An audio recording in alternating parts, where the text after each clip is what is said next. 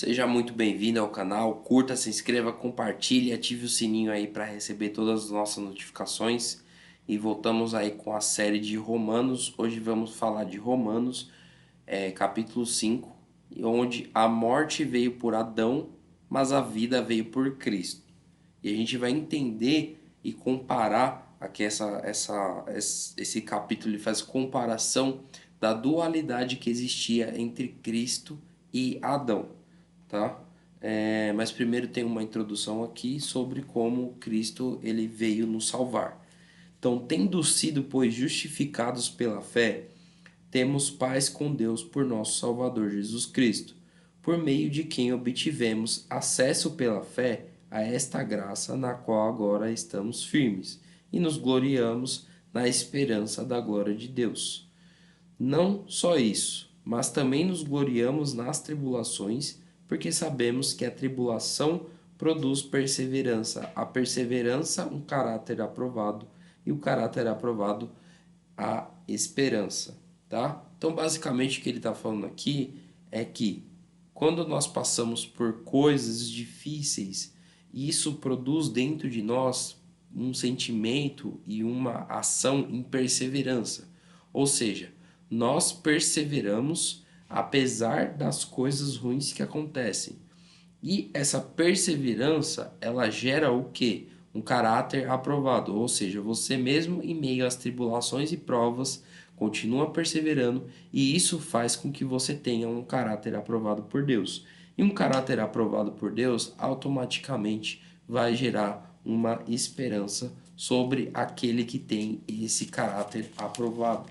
Esse caráter aprovado vem por conta das obras que fazemos, e eu diria que a principal obra seria a fé que nós temos. Então a fé ela vai fazer com que nós perseveremos e automaticamente ao final desse ciclo vai gerar esperança e a esperança novamente vai gerar uma fé, e assim vamos ter um ciclo não vicioso, mas um ciclo virtuoso.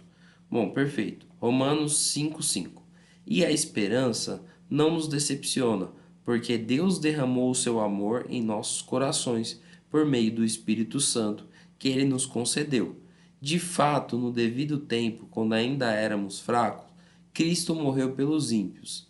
Dificilmente haverá alguém que morra por um justo, embora pelo homem justo, talvez alguém tenha coragem de morrer, mas Deus demonstra o seu amor por nós.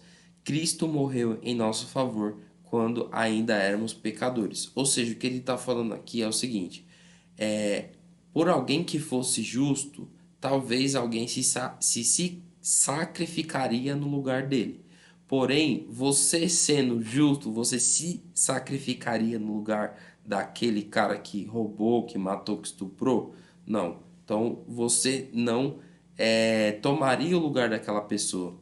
Mas, na verdade, o que Jesus ele fez aqui foi justamente tomar o lugar dessas pessoas e não só dessas pessoas, mas de nós, como ainda pecadores, ainda que achemos que o nosso pecado não é tão grave quanto o pecado de alguém que mata, que rouba ou que estupra, Jesus ele morreu por nós como pecadores e não como justos, porque nós não éramos justos, mas ele morreu pelos pecadores e ele veio para transformar os pecadores e deu sua vida para resgatar a alma daqueles pecadores. Porque a alma do justo ninguém precisaria resgatar, pois a alma do justo ela não estaria envolta de pecado, mas a alma do pecador necessitamos sim daquele que vem nos resgatar. Bom, e continuando aqui, como agora fomos justificados por seu sangue, muito mais ainda por meio dele seremos salvos da ira de Deus. Se quando éramos inimigos de Deus fomos reconciliados com ele mediante a morte de seu filho, quanto mais agora tendo sido reconciliados seremos salvos por sua vida.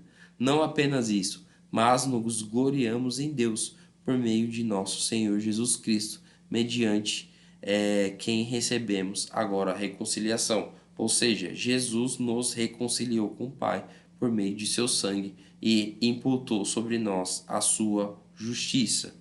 E aí a gente vai ler agora a questão que começa a comparar a natureza de Jesus Cristo com a natureza de Adão. Principalmente porque Adão era um arquétipo de Cristo, ou seja, ele era uma figura, apesar de ser uma pessoa, mas ele veio como também ser nesse propósito uma figura representativa de Cristo. Portanto, Adão era um arquétipo de Cristo, bem como outros personagens bíblicos que a gente poderia falar. E talvez a gente vai até falar. A gente poderia ver isso daí também em Hebreus capítulo 13, que vai falar ali sobre os heróis da fé. 13 ou 12, se eu não me engano. E eles tratam aqueles heróis da fé como um arquétipo de Cristo, aquele que devia vir. Então, versículo 12. Portanto, da mesma forma como o pecado entrou por um homem e pelo pecado a morte, assim também a morte veio a todos os homens porque todos pecaram. Pois antes de ser dada a lei, o pecado já estava no mundo. Mas o pecado não é levado em conta quando não existe lei. Todavia, a morte reinou desde o tempo de Adão até Moisés, mesmo sobre aqueles que não cometeram um pecado semelhante à transgressão de Adão, o qual era o tipo daquele que havia de vir. Então, justamente isso aqui reafirma o que eu falei sobre Adão ser um tipo daquele que havia de vir, que era o arquétipo de Jesus Cristo. E aqui uma das coisas principais que ele fala é sobre como o pecado ele entrou por um só homem e do pecado entrou a morte. Então ele diz que a morte reinou de Adão até Moisés justamente porque esse pecado, para ele, meio que não havia esperança. E ali na lei foi trazida uma esperança, e a esperança era justamente o quê? Que a lei fosse cumprida. Mas apesar disso, sabemos que as pessoas não conseguem cumprir a lei, e aí veio a justificação por meio de Jesus Cristo, retirando todo o peso da lei. Isso por quê? Bom, a gente falou que Adão pecou, e apesar de Adão ter pecado, ele que trouxe a morte a todos os homens.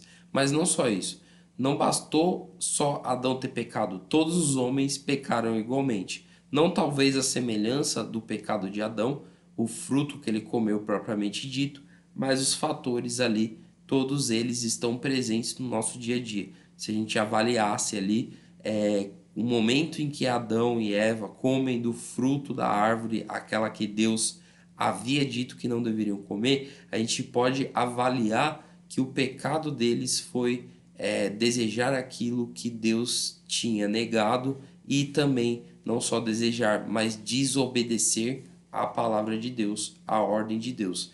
Então, em algum nível, todos nós temos o mesmo tipo de desobediência dentro de nós, onde nós muitas vezes transpassamos essa lei que Deus nos deu, inclusive a lei de Moisés, e por conta de transpassar, mesmo não tendo o mesmo pecado de Adão, mas cometendo a desobediência à lei, nós somos feitos pecadores com a nossa origem em Adão. Então, Adão, ele era livre de pecado, mas ele pecou. A partir do momento que ele pecou, ele fez todos nós refém do pecado. Porque hoje não é mais uma questão de escolha se nós vamos pecar ou não. Nós não somos pecadores porque pecamos, mas pecamos porque somos pecadores. E aqui vale fazer uma distinção e tratar o pecado como se fosse uma árvore.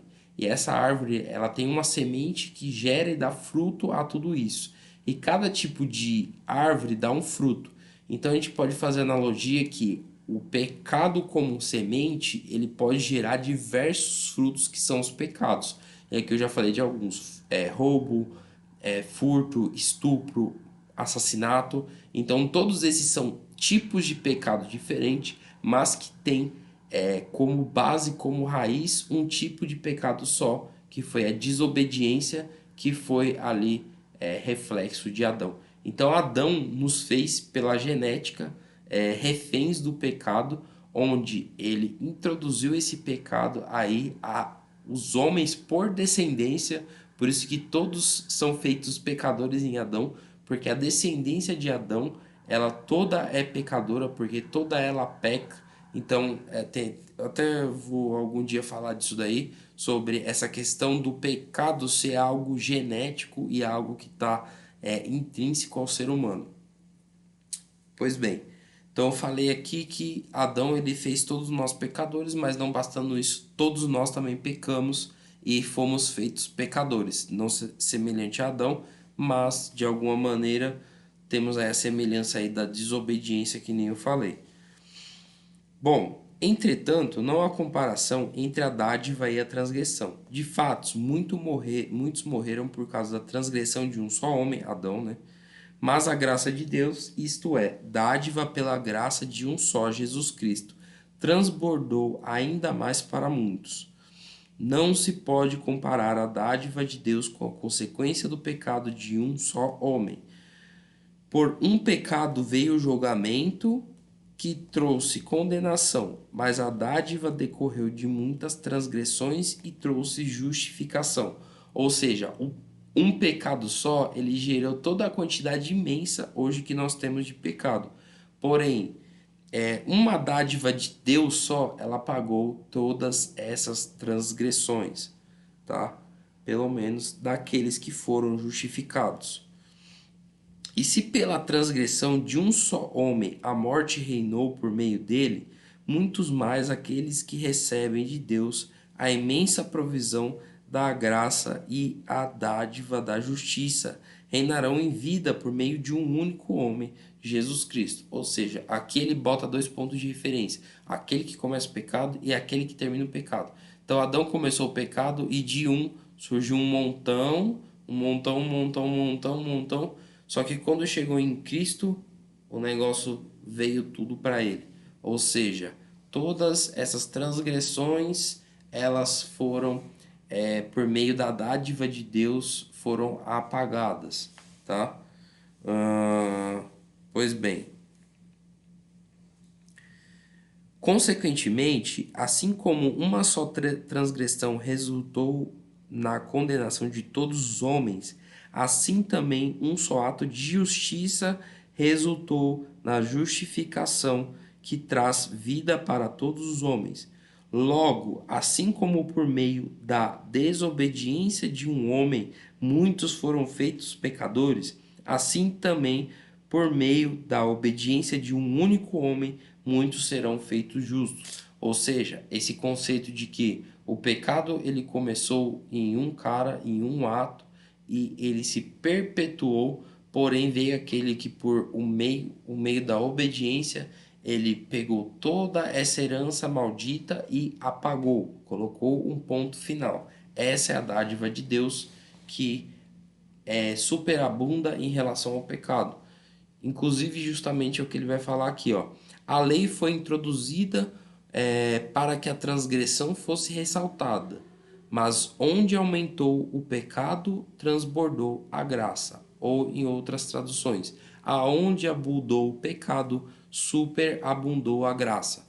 Porque a lei ela foi dada justamente para nós entendermos a gravidade e a complexidade dos nossos pecados. Porém, aonde teve o pecado, a graça, ela afanou. É a mesma coisa de eu falar assim, eu cometi 1 milhão de pecados, então Jesus, ele perdoou quantos? 1 milhão e uma. Tipo, foi muito além da quantidade de pecados. Então, uma dádiva, ela justificou todos aqueles pecados que foram imputados sobre ela, a fim de que, assim como o pecado reinou na morte, também a graça reine pela justiça, para conceder vida eterna mediante Jesus Cristo nosso Senhor. Ou seja, toda a função disso, na verdade, é para quê? Para conceder vida eterna por meio de Jesus Cristo nosso Senhor aos homens. E a quais homens? Todos? Não, aqueles homens que se arrependeram. E você pode estar perguntando aí, tá, se aonde abundou o pecado superabundou a graça, eu poderia pecar mais para que a graça superabundasse? Ou seja, eu poderia continuar na prática do pecado porque aí a misericórdia de Deus aumentaria? Perfeito. Esses questionamentos vão ser respondidos no capítulo 6, tá? Então a gente veio falando aqui de como a justiça ela funciona e ela é pela fé, e mostramos aqui quais a consequência e como nós somos representados em morte em meio a Adão e vida em Jesus Cristo. Só que é porque Jesus Cristo nos deu vida que nós vamos continuar fazendo as práticas da morte? Perfeito. Essa é uma pergunta que vai ser respondida no capítulo 6. Não perca, curta, se inscreva, compartilhe, ative o sininho e nos ajude compartilhando aí esse vídeo para que mais pessoas possam receber essa palavra e assim ela se alimentar também da palavra de Deus. Muito obrigado, até logo, fiquem com Deus.